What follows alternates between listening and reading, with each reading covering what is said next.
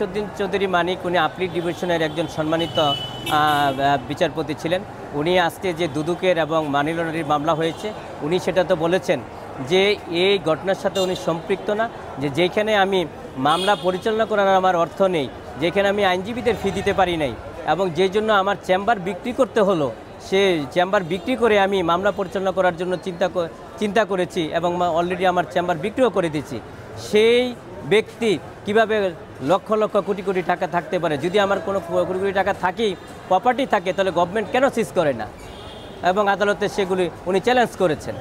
জানেন যে মহামান্য হাইকোর্টের আপিল ডিভিশনের বিচারপতি শামসুদ্দিন চৌধুরী মানিককে আজকে দুদকের একটি মামলায় 25/12/25 মামলায় বিজ্ঞ মহানগর দায়রা জজ আদালতে ওনাকে উঠানো হয়েছিল এবং পরবর্তীতে এই মামলায় শুনানি দেখানো হয়েছে এবং ওনার বিরুদ্ধে অভিযোগ হচ্ছে যে 5 কোটি টাকা উনি জ্ঞাত বহির্গত আয় ওনার দেখানো হয়েছে এবং মানি লন্ডারের একটা মামলা করা হয়েছে।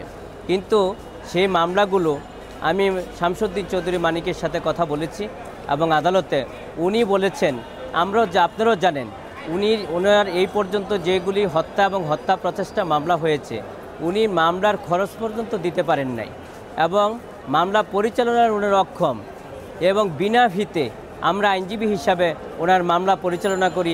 এই কারণেই উনি একজন লয়ার ছিলেন, উনি একজন মুক্তিযোদ্ধা ছিলেন, উনি মহামান্য সুপ্রিম কোর্টের একজন আপিল ডিভিশনের সম্মানিত বিচারপতি ছিলেন এবং আপনারা জানেন যে ওনার আমলেই উনি সবসময় স্বাধীনতার সপক্ষে কথা বলতেন, মুক্তিযুদ্ধের কথা বলতেন এবং বাংলাদেশের যতগুলো আলোচিত জাজমেন্ট হয়েছে এই শামসুদ্দিন চৌধুরী মানিকের হাত ধরে সেটা হয়েছে।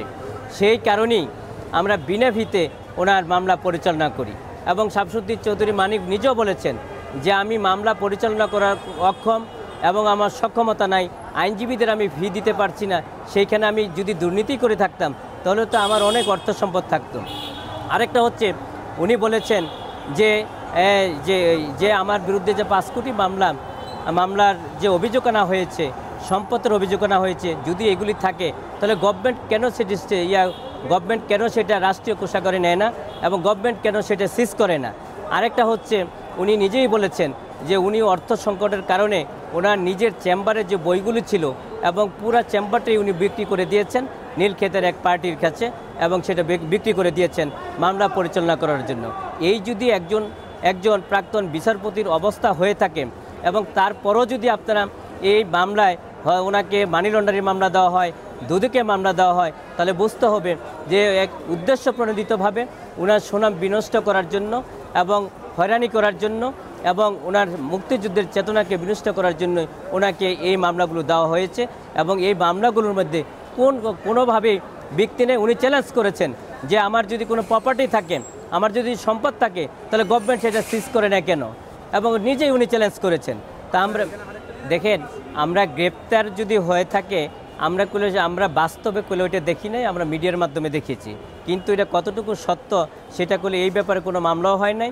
ওইখানেও বিশেষ করে সিলেট অঞ্চলও এই মানি লন্ডারের কোনো মামলা হয় নাই। যদি এই ধরনের কোনো ঘটনা হতো তাহলে সিলেটের যেখানে ঘটনাস্থল সেখানেও একটা মামলা হতো, কিন্তু সেখানে কোনো মামলা হয় নাই। তাহলে এতে প্রতীয়মান হয় যে এই ঘটনাটা শুধু মিডিয়ার মাধ্যমে আসলে এসেছে, কিন্তু বাস্তবে এইটা ঘটনা ছিল না বা ওনার কাছে টাকা পয়সা সেটা ছিল না।